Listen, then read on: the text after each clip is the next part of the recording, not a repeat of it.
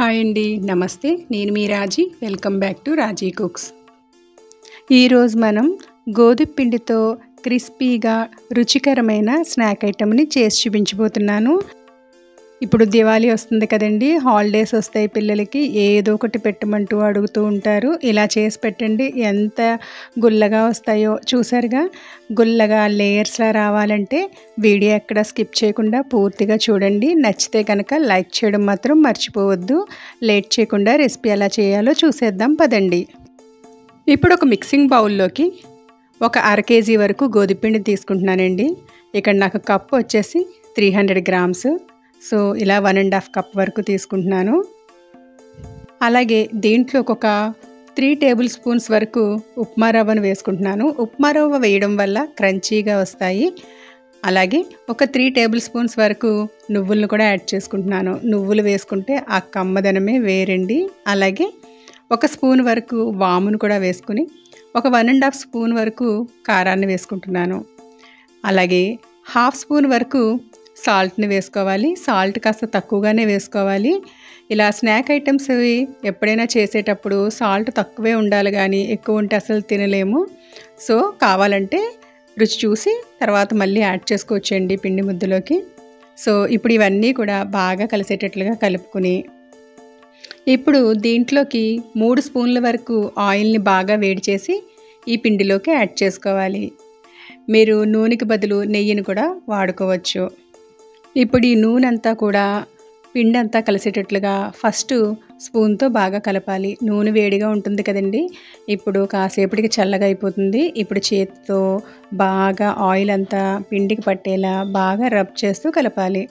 మనకి ఇక్కడ ఈ ఆయిల్ పిండిలో కలవడం వల్ల మనకి క్రిస్పీగా వస్తాయి, బాగా గుల్లగా కూడా వస్తాయి.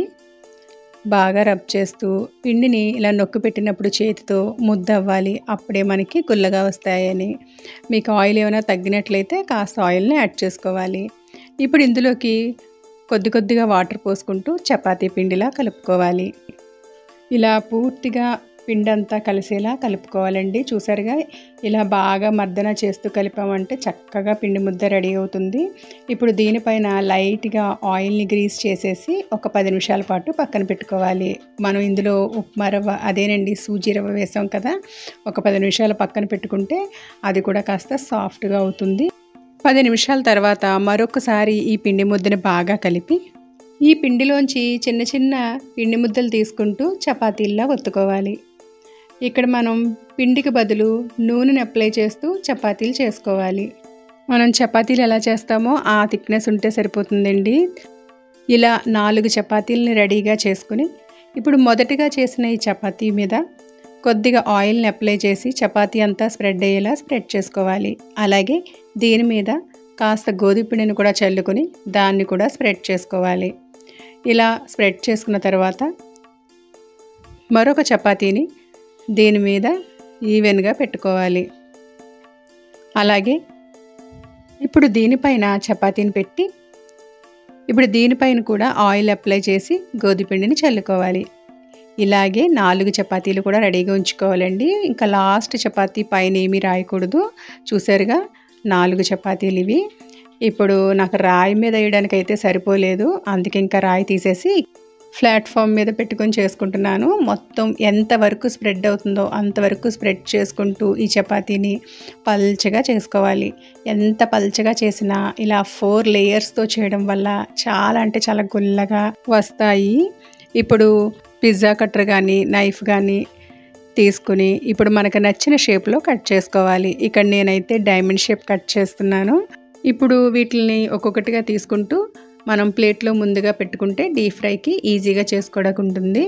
అలాగే డీప్ ఫ్రైకి సరిపడినంత ఆయిల్ని స్టవ్ మీద పెట్టుకుని వేడెక్కాక ఇప్పుడు ఈ డైమండ్ చిప్స్ని గరిటతో కానీ లేదా చేత్తో అయినా వేసుకోవచ్చు.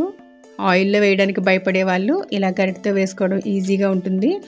అస్సలు అంటుకోవండి, నూనె తగలగానే అవన్నీ కూడా ఓపెన్ అయిపోయి చక్కగా వేగుతాయి. స్టవ్ను మాత్రం ఎప్పుడు కూడా లో టు మీడియం ఫ్లేమ్ అడ్జస్ట్ చేసుకుంటూ మంచి గోల్డెన్ కలర్ వచ్చేంత వరకు వేయించుకోవాలి. ఇలా కదుపుతూ వేయించుకోవడం వల్ల అన్ని వైపులా బాగా వేగుతాయి. హై ఫ్లేమ్ అస్సలు పెట్టకూడదండి, కలర్ వస్తాయి కానీ మెత్తగా ఉంటాయి. మనకి క్రిస్పీగా రావాలి అంటే లో టు మీడియం ఫ్లేమ్ మీద మంచి కలర్ వచ్చేంత వరకు వేయించుకొని ఒక టిష్యూ మీద వేసుకున్నామంటే ఎక్సెస్ ఆయిల్ కూడా తీసేస్తుంది. ఇవి పూర్తిగా చల్లారిన తర్వాత ఎయిర్ టైట్ బాక్స్లో వేసుకుంటే చాలా డేస్ వరకు క్రిస్పీగా ఉంటాయి. చూసారుగా గోధుమ పిండితో ఎంత గుల్లగా వస్తాయోనండి. నోట్లో వేసుకుంటే ఇట్టే కరిగిపోతాయి. తినే కొద్దీ తింటున్నట్టు కూడా తెలియదు, చక్కగా లాగించేస్తారు. మరి ఇంత టేస్టీగా ఉండే ఈ స్నాక్ ఐటమ్ని ఈ పండగకి తప్పకుండా ట్రై చేయండి. అలాగే మీరు ట్రై చేశాక మీకు ఎలా వచ్చిందో నాకు ఫీడ్బ్యాక్ మాత్రం ఇవ్వడం మర్చిపోవద్దు. అలాగే ఈ రెసిపీ నచ్చితే లైక్ చేయండి, మీ ఫ్రెండ్స్కి ఫ్యామిలీ మెంబర్స్కి షేర్ చేయండి. మరిన్ని సింపుల్ అండ్ టేస్టీ రెసిపీస్ కోసం రాజీ కుక్స్ని సబ్స్క్రైబ్ చేసుకోండి. అలాగే పక్కనే ఉన్న బెల్ ఐకాన్ని క్లిక్ చేస్తే నేను పెట్టే ప్రతి వీడియో కూడా మీకు అప్డేట్ అవుతుంది. మరొక సరికొత్త వీడియోతో మళ్ళీ కలుద్దాం. అంతవరకు సెలవు. Thanks for watching.